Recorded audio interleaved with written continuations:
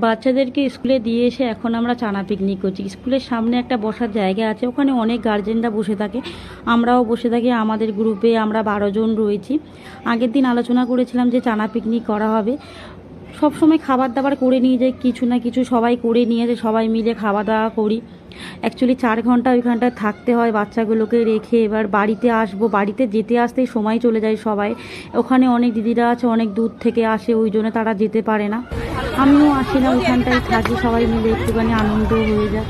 সবাই সবার বাড়ি থেকে একটুখানি খাবার দাবার সব করে নিয়ে আসে। আমরা আজকে টানা পিকনিক করবো বলে সবাই সবার বাড়ি থেকে সব জিনিসপত্র গুছিয়ে নিয়ে যেতে এতটাই পরিমাণে সবাই নিয়ে এসেছিলো যে 2 গামলা হয়ে গিয়েছিল, অনেকটা বেশি হয়েছিল।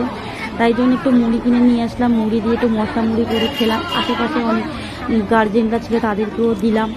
খুব ভালো লাগে জানো তো, 4 ঘন্টা যখন ওখানে বসে থাকে না, মনেই হয় না যে কখন সময় চলে যাচ্ছে। আর ঘরেতে আসলে সময় কাটতে চায় না।